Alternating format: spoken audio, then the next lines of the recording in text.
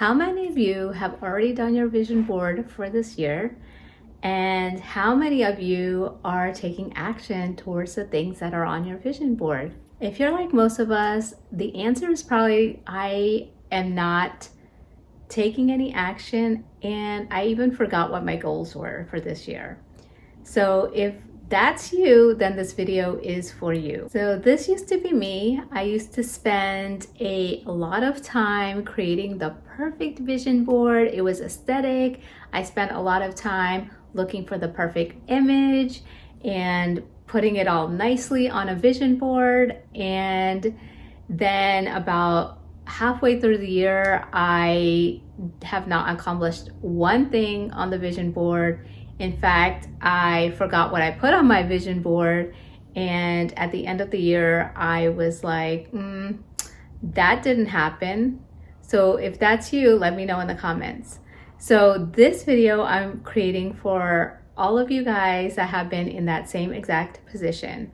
So there are 5 questions you need to ask yourself before creating this vision board. The first question is, what season of life are you in?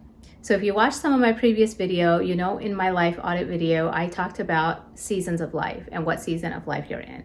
That will narrow down what you want to put on your vision board because it talks about what you want in the season of your life. And in my case, I am in midlife now, and looking at my categories of life, which is also in that life audit video, so check it out. I am focused on fun and adventure, family, and health. So those are my 3 major categories, and I might do some work in some of the other categories, but those are the top 3 that I'm focused on this year. So that gives me kind of a parameters on what to put on my vision board. So the first question to ask yourself is, what season of life am I in? And the second question is, what life categories do I want to focus on? And keep it down to 3 if you can, because any more than 3, you most likely won't accomplish those things because it's just too much to focus on at one time. So the third question I really had to ask is, once I figured out what categories I wanted to focus on, if you're a visual person, try to find images. If you're a word person, then try to find the words to put on your vision board. So do what works for you and what resonates with you. And really spend some time imagining how you can make this your dream life and your dream vision. Because if you just put things that you see out there, it might not resonate. But if you do, that's okay, because sometimes we need to experience things before we decide that's not for us. So the third question to ask yourself is, what do I believe? And this is really an important question because it can bring out some self-limiting beliefs that you may have. You may not even know what you believe in this area of your life. So really spend some time thinking about what you believe about yourself or what you can accomplish in this category of your life. The fourth thing we need to focus on or think about are the values around what we think about this category of our life. So in my case, I'm thinking about health, fun and adventure, and I forgot what the third category was, but what do I believe or what are my values around these categories? And it really takes some time because sometimes you might not know what your values are. And sometimes you need to experience things before you can come up with what your values are. So try to think back into your past and think about what your values were when you are focusing on these things. And the fifth thing, this is the most important thing, is how do you feel about what you're putting up? How do you feel? Does it make you feel good? Does it make you feel tired? Does it make you feel excited about what you're going to do in this year or the upcoming year or even the next 5 years? Do you feel this is something you can do? Do you believe this is something you can do? And once you think about all that, you can start creating your vision board. And this might, you might be able to complete it quickly. You might need to set aside a day to do this. You might want to do it in a few different ways. So I think most of us see on YouTube that, there's these images. Some people do prayer boards. Some people do manifestation boards, dream boards, vision boards.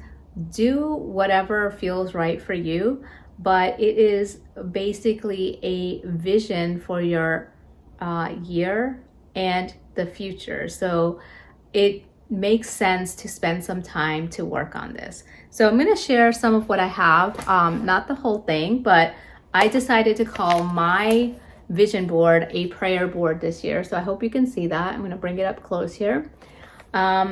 The things I have that I'm really focused on this year is fun and adventure. So that would go under the girls trip.